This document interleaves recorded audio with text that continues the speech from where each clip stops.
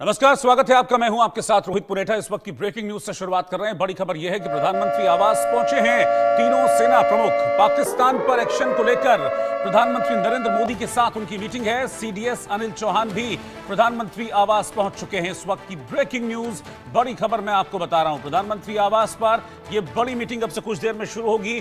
तीनों सेना प्रमुख, थल सेना प्रमुख, वायुसेना प्रमुख और नौसेना प्रमुख इस वक्त प्रधानमंत्री आवास पर हैं। सीडीएस अनिल चौहान भी प्रधानमंत्री आवास पहुंच चुके हैं और बस अब से कुछ देर में प्रधानमंत्री नरेंद्र मोदी के साथ उनकी मीटिंग होने वाली है।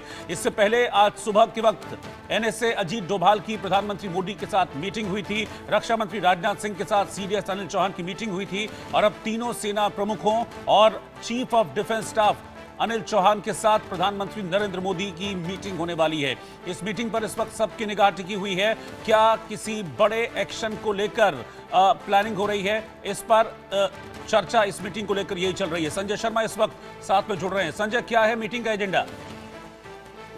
देखिए रोहित, साफ तौर पे बात यही है कि मिलिट्री, आज हमने देखा था रक्षा मंत्रालय की जो प्रेस कॉन्फ्रेंस थी उसमें साफ तौर पे कहा गया था कि पाकिस्तान ने बड़ी संख्या में आर्मी डिप्लॉय कर दी है भारत पाकिस्तान सीमा पर।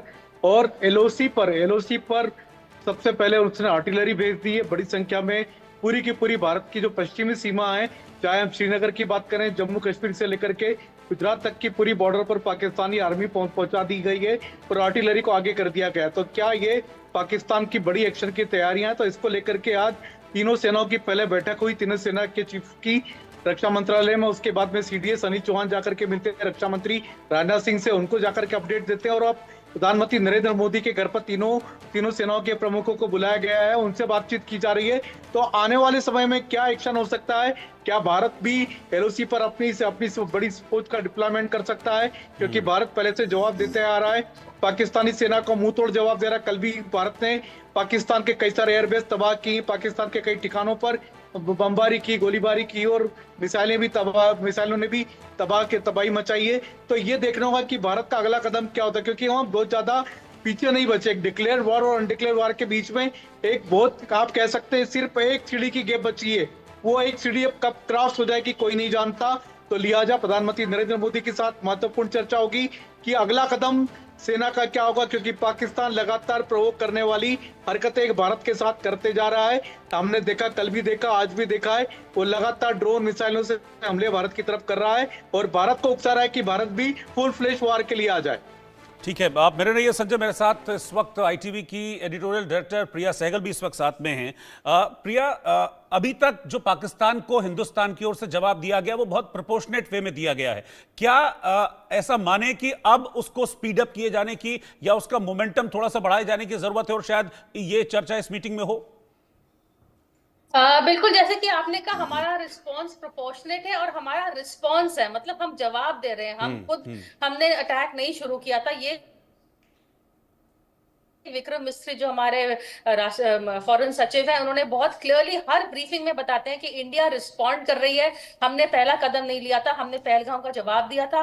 हमने पहले तो नॉन मिलिट्री टारगेट्स किए थे, लेकिन जब पाकिस्तान ने हमारे एयरबेस को टारगेट किया और इतना हमारे सिविलियन लोगों को भी जब मारा, तब हमने रिस्पॉन्स में हमने जवाब भी हमारा हमला है। बिल्कुल हमारा एक तौर से देखा जाए तो ये बिल्कुल क्लियर है, क्योंकि पाकिस्तान आगे जाता अपने हमारे एयरबेसिस को टारगेट कर रहा है, तो इंडिया भी उनके एयर डिफेंस रेडार को टारगेट कर रही है। हमारा जो बिल्कुल हमारा एक्शन, जो हमारी स्ट्रैटेजी रही है कि हम नहीं चाहते हैं युद्ध, लेकिन अगर कोई युद्ध करेगा तो फिर हम जवाब भी देंगे। ये बहुत इंपॉर्टेंट मैसेज है जो हमारी हर ब्रीफिंग से आता है। हमने शुरू में किया था आतंकवाद टारगेट्स, उसके बाद जब उन्होंने हमारे मिलिट्री और सिविलियन लोगों को मारा, हमारे 2 रेजिडेंशियल कॉलोनी फिरोजपुर और पुंछ में रजौरी एरिया में गुरुद्वारे को टारगेट किया, चर्चेस को टारगेट किया, फिर हमने आगे अपनी उनकी एयर डिफेंस रेडार पे हम आगे बढ़े हैं। तो ये हमारी तरफ से जो हमारा रिजॉल्व है, वही स्ट्रैटेजी मेरे ख्याल प्राइम मिनिस्टर बात करेंगे, इसको हम आगे कैसे ले गए, क्योंकि पाकिस्तान पीछे होने की बात नहीं कर रही है और इंडिया भी कब तक चुप तक लेगी, ये भी बिल्कुल प्राइम मिनिस्टर मोदी के नीचे ये आगे आ रहा है। दूसरा वॉर जो हो रहा है, मैं बताना चाहती हूँ, वो है हमारा फेक न्यूज का जो हम ले रहे हैं। हम बिल्कुल लड़ाई एयर और लैंड में नहीं कर रहे हैं, हम सोशल मीडिया, उनका जो मीडिया प्रोपेगेंडा है उसके बारे में भी कर रहे हैं। इसलिए हम ब्रीफिंग में अगर देखें, पार्ट ऑफ द ब्रीफिंग में ये भी होता है कि पाकिस्तान क्या फॉल्स कह रही है और हम फिर बताते हैं कि क्या सही है क्या गलत है। ये लेसन हमने बालाकोट के बाद में सीखा था, इसके बारे में मैं बाद में और भी बात करूंगी। बिल्कुल। और आपने ये बात छेड़ी है तो मैं इस पर आपसे सवाल लेता हूं, क्योंकि मैं वो प्रेस ब्रीफिंग देख रहा था जिसको सोफिया कुरैशी और विक्रम मिस्री और जो व्योमिका सिंह है वो कर रही थी संबोधित। तो उसमें मैंने देखा कि बकायदा एक एक शॉट दिखाकर उसमें बताया गया कि ये देखिए, ये सिरसा का एयरबेस है, ये पूरी तरह से सुरक्षित है, इसको लेकर फॉल्स प्रोपेगेंडा किया जा रहा है। ऐसे ही सूरतगढ़ का एयरबेस है, ये देखिए पूरी तरह से ठीक है, सब कुछ ठीक है, प्रेजेंट तस्वीर है, इसका भी फॉल्स प्रोपेगेंडा किया जा रहा है। तो फॉल्स प्रोपेगेंडा पर भी भारत इन प्रेस कॉन्फ्रेंस के जरिए अटैक कर रहा है और पाकिस्तान को एक्सपोज कर रहा है। बिल्कुल, क्योंकि ये हमने ना बालाकोट से सीखा था। बालाकोट में जब हमने कहा था एयर स्ट्राइक हुई है, तो पाकिस्तान, उस समय हमने विजुअल प्रूफ शुरू में नहीं दिखाया था। इसको लेके काफी सवाल हुए थे। पाकिस्तान ने अपना फॉल्स प्रोपेगेंडा शुरू कर दिया था कि कुछ स्ट्राइक ही नहीं हुई है, कुछ हुआ ही नहीं है। तो इसको लेके, इसके बारे जब पहले ऑपरेशन सिंदूर की अनाउंसमेंट होगी, उसी समय वो विजुअल प्रूफ के साथ आए थे और समझाया भी था कि हम किस तरह की टारगेट कर रहे हैं, किस तरह की हमने साइट चूज कर रही है, हमने टेरर स्ट्राइक्स की हैं, इसमें कोई सिविलियन की मौत नहीं हुई है। फिर बाद में जब पाकिस्तान ने कहा नहीं सिविलियन मरे हैं, तो आपने देखा होगा विक्रम मिस्री एक फोटोग्राफ लेके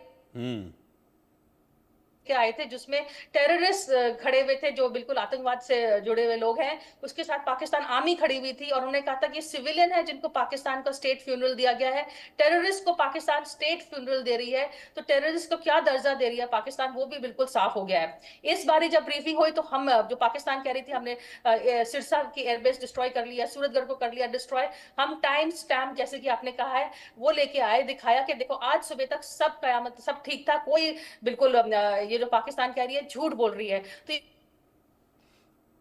ये पाकिस्तान का झूठ नेल करना हम अपनी ब्रीफिंग में कर रहे हैं। हमारे जो फॉरेन सचिव हैं, चाहे हमारे अमेरिका के एम्बेसडर हो या यूके के हाई कमिश्नर हो, सभी लगातार कर रहे हैं, फोटोग्राफ के साथ, सबूत के साथ, बकायदा एक बड़े रीजनेबल रीअश्योरिंग मैनर से इंडिया का केस आगे रख रहे हैं। तो मैं सोचूं ये बहुत अच्छी तरह से इंडिया अपना केस आगे रख रही है।